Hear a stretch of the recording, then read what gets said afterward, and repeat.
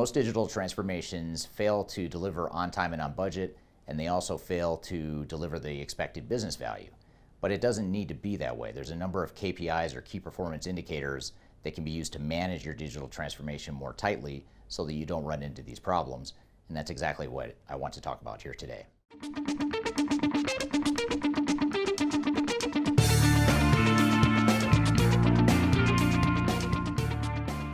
My name is Eric Kimberling. I'm the CEO of Third Stage Consulting. We're an independent consulting firm that helps clients throughout the world with their digital transformation journeys.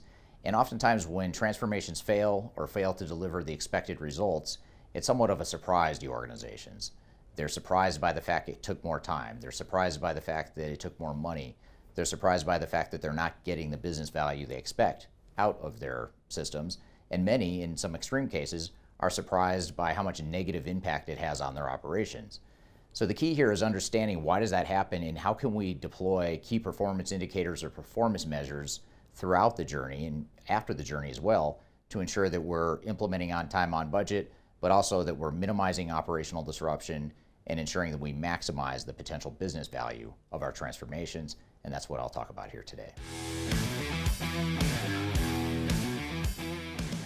The first and probably the most obvious metric that organizations can use to manage their transformation is the overall implementation cost. In addition to implementation cost, it's also looking at the implementation time. Are we hitting our milestones? Are we going to go live with new technologies on time? Now, this is something that's on the top of most project teams' minds and most organizations that go through transformations, but yet most organizations blow past their budgets, they blow past their timelines and delay and create budget overruns along the way. Now, the key to make sure that you don't have these problems of overruns on budget and time is to make sure that you have strong governance in place to track where you are in the process along the way. And one of the keys here that you want to do is make sure that you are measuring how far through the budget you are, how far into the project you are in terms of elapsed time relative to how much elapsed time and effort is left in the project. Now, a lot of organizations don't take into account the order of magnitude of the different work streams and the different budgetary line items that are on their project plan and in their project strategy. So it's a matter of understanding what the real impact is of your timeline and your overall budget in terms of understanding where you are relative to that timeline and budget. So in other words, we should be able to identify when we're getting off track well before we get to the end of the project. So for example, if we're 25% of the way through the project, but we find that we've spent 50% of the budget, chances are pretty high that we are going to go over budget overall. So you want to have strong governance and controls in place and strong regular cadences of project status and reporting so that you can track very carefully those budgetary items as well as your project plan to ensure that you finish on time and on budget. Now, this sounds simple enough and it's basic project management 101, but there's also an art to understanding digital transformations and where the real risks for time and cost overruns are so that you can anticipate and get ahead of those risks beforehand.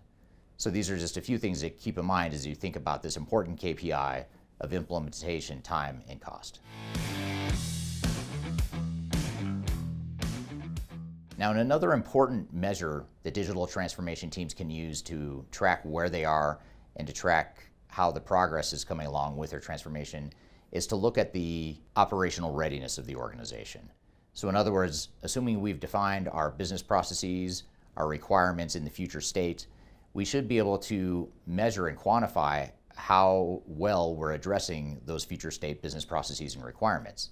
And so at some point along the way, and oftentimes at multiple points along the way, as we're designing and building and testing technologies and new processes to roll out to the organization, we want to make sure we're going back and measuring how close are we hitting the mark in terms of what our expected future state is.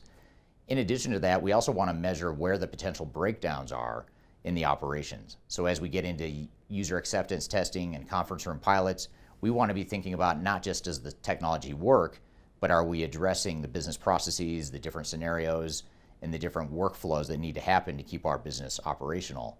So what we typically recommend is that you measure how close you're getting to where you want to be in that future state. So as you test different scenarios and you're running through business simulations, certain things are going to work fine and certain things are going to fail or create problems or identify problems along the way. And you want to quantify how close we're getting. And because if you're only 50% of the way through working through those business processes at the time of go live, chances are you're probably going to have some pretty significant problems when you go live because you haven't addressed the other 50%. So operational readiness is an important part of understanding how well the business processes and the technologies are aligned and how well they're working before you go live. Now, similar to operational readiness, we also want to measure organizational readiness. In other words, how ready is the organization and the people within the organization for the changes that are about to affect them. And similar to operational readiness, we want to quantify how close we're getting in terms of where we expect people to be before we go live. So this could manifest itself in a number of different ways. One example might be that we go through the scenarios that I talked about before with user acceptance testing and conference room pilots. And we're measuring how well people understand those business processes. So in other words, the business processes and the systems may work from a technical perspective, but do the people understand how those processes work? And so we might start to measure how ready the organization is, or what percentage of the organization understands the business processes, are able to actually demonstrate some level of competency in performing those processes in the new system.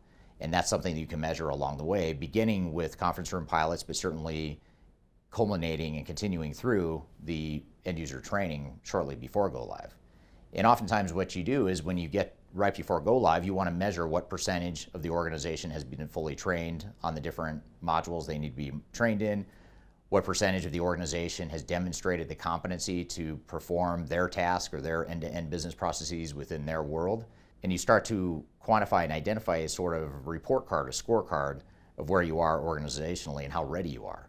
So that's another important metric that you can use along the way to ensure that you're ready for the implementation and that you have a good understanding of these metrics to know where the risks are and how ready you really are for the transformation. So the next metric to look at is your business value and ROI, your expected business benefits, what you want to get out of the system and what you want your performance level to be as an organization when you go live. But before we get there, let me back up for a second and point out that it's important that you also measure operational risk. So in other words, what happens if we go live and not only are we not achieving the business value we expected, but we're actually disrupting the operations and it's creating somewhat of a negative benefit. What is the magnitude of that potential negative benefit?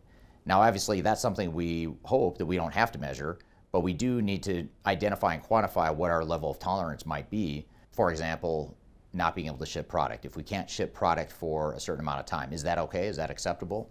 Or is there a certain amount of time that's okay for us not to be able to ship product at the time of go live? And what does that metric point us to? Now, again, if you do everything right during the transformation and you're following best practices throughout the transformation, this becomes less of an issue, but you still want to identify it and quantify it so that people are aligned on what the risks are and their tolerance for risk at the time of go live. But ultimately, you don't want to be thinking about how do we ensure that we don't disrupt the operations. We want to be thinking about how do we maximize business value and get the full ROI out of the system or systems as we expected. And that's where we start to quantify measures around what it is we expect. It could be inventory levels. It could be that we're optimizing inventory through better planning so we can reduce inventory by X%. Or it could be that we plan to increase revenue by X% because now we have better sales enablement tools.